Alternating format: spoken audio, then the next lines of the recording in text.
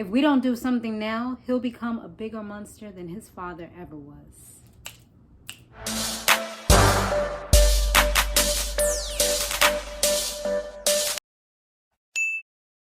Hey, what's up? What's going on, everybody? What's going on? I hope all is well on your side of the screen. Definitely, if you haven't done so, hit subscribe and join our family. Join the fun, okay?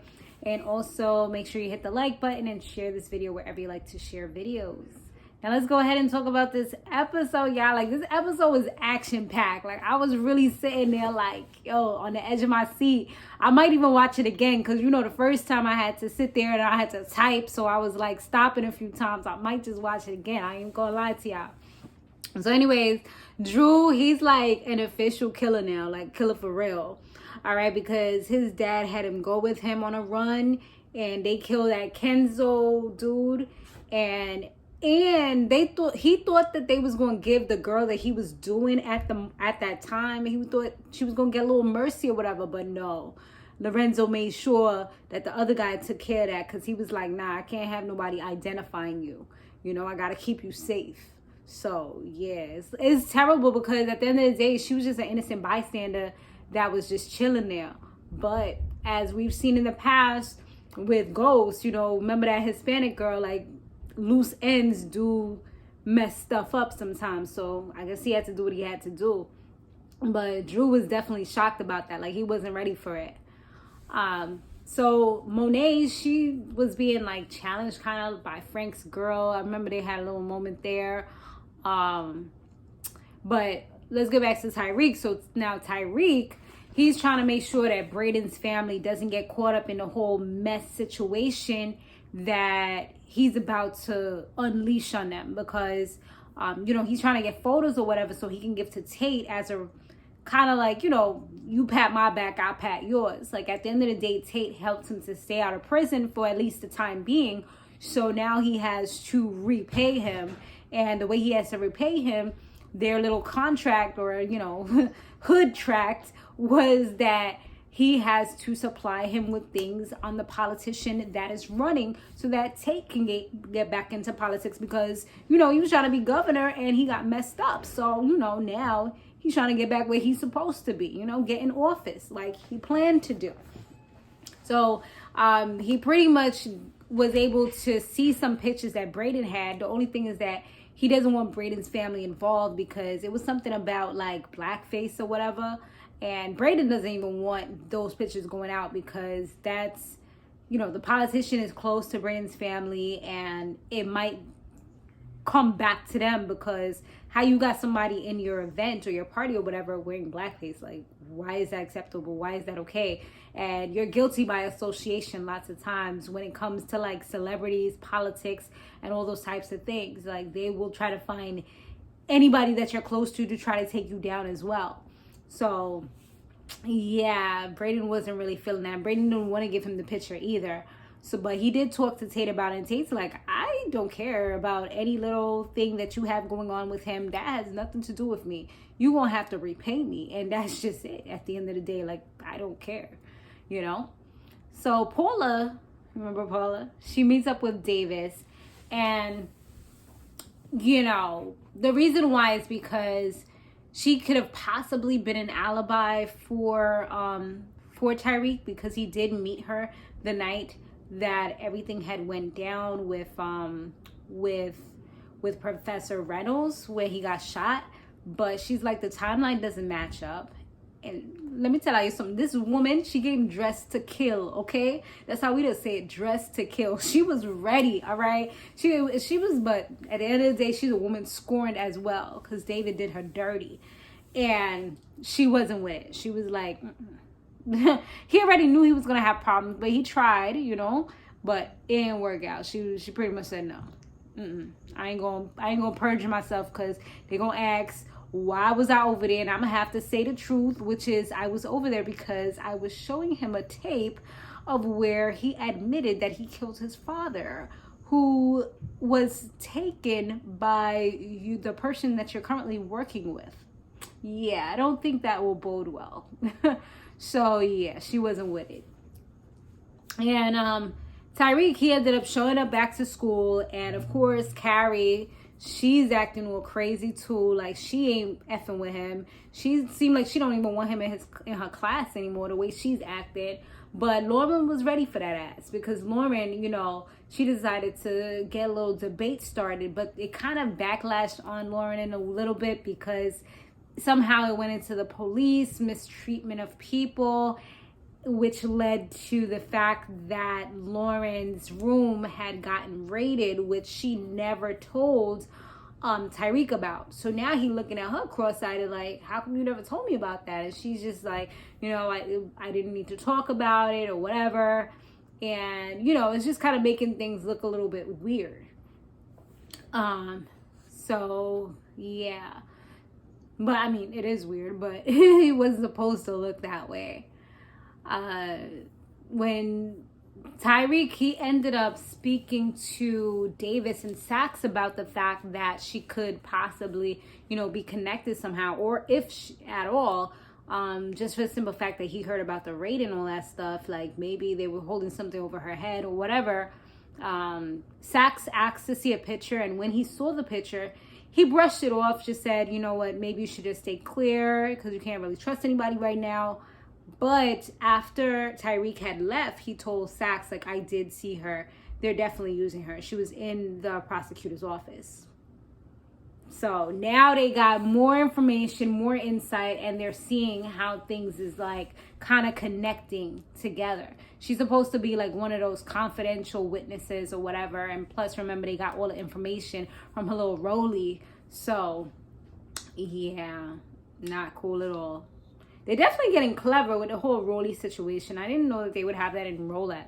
But it's good because, like, those people up there have money. So, it's believable. You know what I'm saying? I guess. But anyway, so Tate, he came to the rescue when Professor Carey was about to get taken off of Professor Reynolds. It was like I forgot what it's called, but it's like a special dinner that they had to celebrate his life. And, you know, he pretty much came to her rescue when they was about to take her off, because there's these rumors circulating around, you know, about her personal life and her sex life and all that stuff. So they was going to take her off. But when he came, he's like, you know, telling the boss or whatever that you can't be shaming her for her personal life and this and that. You know, he's like, you know what? You're right. Because nobody wants to get called a slut shamer or, you know, any other shaming stuff. Like, nowadays, I tell you guys, like, this fucking world is so weird. Everything is a movement. Everything is a protest. Everything is like, oh, let's start a hashtag. You know, everybody's so freaking sensitive. It's just so different from when my generation grew up. Like, we took shit, you know, but now it's just like, oh, you're shaming, fat shaming, you're skinny shaming, you're slut shaming, you're, you know, sex shaming. Like, it's just everything. I'm just like over it. Like, why does everything have to be a freaking label? It's so annoying. I don't know if we're the only country that does this, or if other countries do this as well, but it's just so stupid to me. Anyway, that's just a little rant of mine. Back to this whole thing. So yeah, so of course he didn't want to get called that, so he let her go. And he takes like, well, I know now you can have a +1, so what's good, homie? You know, I mean, he really wanted to go at the end of the day, because what he did was he spoke to Braden's father, and he spoke to him about the photo and how he didn't want him to be involved, you know, because sometimes when you're associated with certain people, it can look bad for you. So Braden's father, he was tough stuff. He's all like, I don't take blackmail lightly. He was like, okay, you know, I you know, he said something along the lines of, that's great, because something about black face. Yeah. Yo, this man's lips started to quiver. He looked like he was so shocked, so scared, that he was like, damn, they got me. You know, so I'm pretty sure he's gonna oblige and most likely try to persuade his running mate to step down so that Tate can step in, you know, and get back in that spot, you know. So Carrie, she ends up doing her speech because, this man was kind of like the undercover love of her life. So she does her speech, and people are whispering and talking, and you could just hear them while she's trying to focus, trying to stick with her cue cards and say all these amazing things about this man. All you hear is, oh my God, can you believe she did that? Oh my God, and she had sex with a student. And it was just getting really, really weird. And, she just got to the point where she just pretty much rushed off the stage. And Tate did go and, kind of talk to her a little bit because she was like crying. But at the end of the day, that's good for her ass because, and I know it was Lauren who put them things out there. Her girls did the podcast, and that's how things really got out there. But, Tate came and she was like, I know what you're going to say. It's not that bad. And he's like, no, it's bad. Like, they are talking about you. He's like, but I was like, yo, he's a real one at the end of the day. He ain't going to tell you what you need to hear or what you want to hear. He's going to tell you what you need to hear, the truth. It was like, but, it's kind of like how you end out of this that really matters, And I mean, at the end of the day, he's like, and you'll survive, So it was kind of like a little pep talk. Even though he's like, yeah, it's pretty bad right now. I could probably go away eventually, but for right now, no, bro. Like, you're going to have to deal with this. So Dante, aka Mecca, meets up with, he ends up telling Zeke that he was his father. And Zeke looked like he was shocked. He didn't know who this dude was. He looked like he was annoyed, pissed. He walked away. He was supposed to meet up with Monet to go to do like a press event type of thing, and he ain't even go. So when she seen him, she's like, yo, what's up with you? Like, where the hell were you? I was waiting for you. He's like, nah, like he dead packed up. He was about to bounce. She's like, where you going? He was like, I gotta talk to my mother. Ironically enough, she's like, about what? Like, why? And he's like, no, like some man came up to me, told me he's my father. Everybody's been lying to me. I need to go and talk to him. And then at this moment, like, I thought it was going to be one of those real, like, heart-to-heart moments. You feel me? Like, I really thought things was about to, like really, like, really be uncovered and unfolded. And all in a sudden, she says, I gotta tell you something. Sit down. He didn't want to sit, so she like, sit down. So, she put that little bass in her voice. So he sat down. He sat down like a good nephew. She told him, I gotta tell you something. Your father is in jail. He's gonna be in jail for life. I'm like, bitch, what? Are you serious? Like, I really thought she was about to do the right thing, and she tells him more lies. Like, this man is gonna hate her so bad if everything, or when I should say, everything comes out.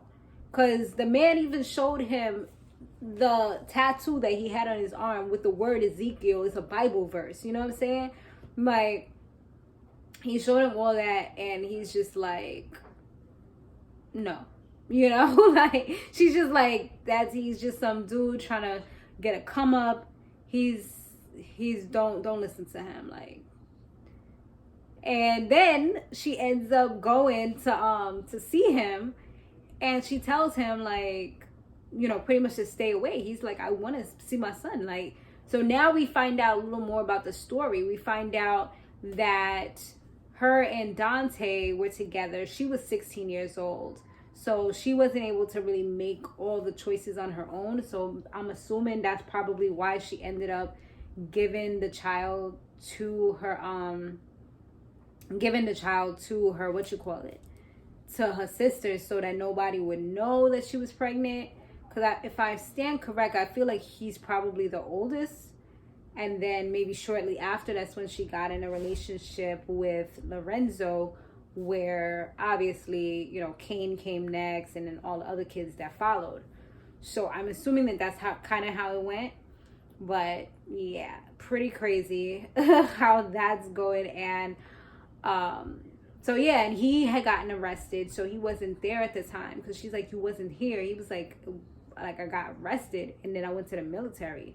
So it's like he was gone for a long time, and she would have had to probably do everything on her own. She probably didn't want the shame of being a single mother and being young. So I'm assuming that's because we getting a little more of the story, because I've really been saying this like every week, like, yo, I want to know really like how the story goes, because I keep on making these little inferences, but I'm like, yo, is it real? I want to know the really real, you know?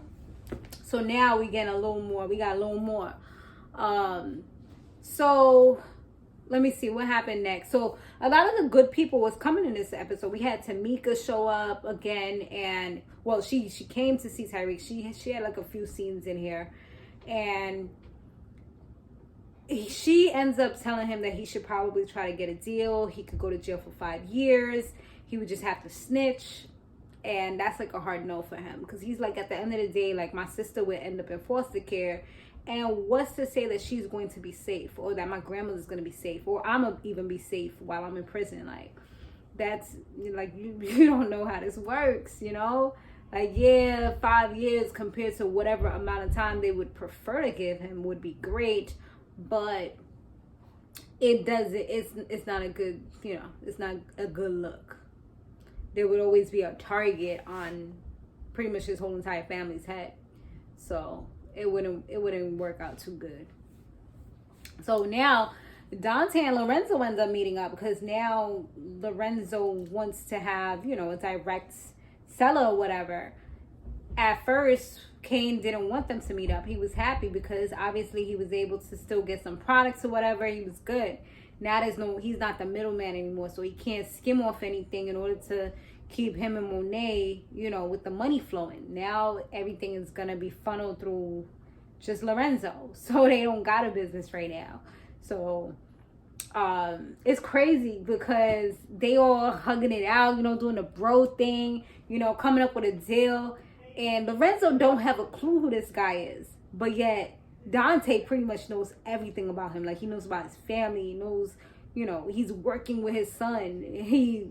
His son is staying in his house. You know, like, it's just crazy how all of that's going. Like, you know what I'm saying? So, yeah. I think he just wanted to meet him because he wanted to kind of size him up and see, you know, like, let me see. This is the guy who has my life that I should be having with the wife and kids and all that stuff. Okay. So, yeah. Well, maybe not all the kids, because she's still got a lot of kids now. And, you know, they older, so it won't be no easy, like, oh, yeah, let's do a blended family. That would probably be a big disaster, to be honest, especially at this point. Like, these kids done form their own mindsets or whatever. So Lauren, she seemed like she was finally ready to tell Tyreek what's up, like, to let him know the real. She comes over, she's like, she apologizes, and she's like, I gotta tell you something. But hold on, wait a minute. Here walks Diana. Diana looking real spicy too, looking like she ready for some hot date, honey. And she walks right past it. First she was like, oh, I'm sorry, like, you know, I don't mean to interrupt anything. He's like, no, come on in. And he just tells Lauren, like, my lawyer said I shouldn't be talking to you. Closes the door right in her face. Boom. Shut down. But you know what? I don't even feel sorry for Lauren, because at the end of the day, she played him out. She wasn't a writer. She actually helped to get him into this horrible position, even though she didn't really have knowledge of what she was doing. She helped to do that. And like I said, she also, you know, she wasn't there for him when he needed her. Like, he came back and she acted like he had some kind of like COVID or something. Like, he had some kind of disease and she needed to stay away. So yeah, it wasn't really too much of a good look right there. So then what else happened? They ended up trying to see if Tyreek's sister would actually be able to testify. They did like a little trial run. But once the prosecutor started cross-examining her, the whole story that she had just started to crumble and fall. So Tyreek was just like, nah, we're not doing this. Like, take her out of this. I'm not doing it. Davis was like, are you sure? Like, come on. He's like, no. Because he could see how uncomfortable she was. They're trying to call the sister a liar. And it wasn't like something that you would want to see a family member have to do, especially if they're kind of lying or whatever, or, you know, they don't really have the story, but they're trying to see what they can do to help, you know?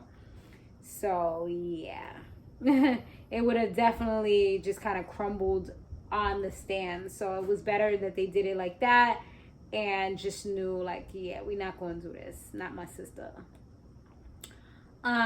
Drew, he actually had ended up pulling up on Everett, his boo thing. And that was because his brother ended up saying that he was like a rat, a snitch or whatever in front of the father. And then he's like, yo, yeah, somebody needs to clean this up because if you don't, I will. Or something like that. Like pretty much like a threat. And I'm like, don't tell me they about to do this now. So then you see this dude, I guess he wanted to make sure he was the one to do it if anything. Because, I mean, he has been saying some crazy stuff or whatever. So he ends up rolling up, like, not too far behind. But you know what was the saving grace? WYD. A WYD message saying, what you doing with an I miss you? Like, that brought Drew back to reality because this man looked like he was ready to kill off the man right there. Had a little, like, partial ski mask on. You know, those bootleg ass masks that people up here in New York be wearing, acting like they doing something when you're not even protecting yourself from anything because it's cloth, which I've said since the beginning, but that's a whole nother story. So you're walking up with one of those, ready to kill off the man in freaking, like, I wouldn't say broad daylight because it wasn't daylight, but at the night, like, I'm like, dude, are you even paying attention? I feel like he wasn't aware of his surroundings. He don't know who was looking, who was around.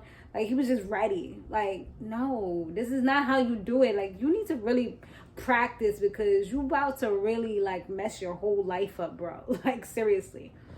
So, yeah, that ended up saving him. So, he just responded with, I miss you too, and I'm on my way to come see you. And I'm just like, yo, you really about to do this, though?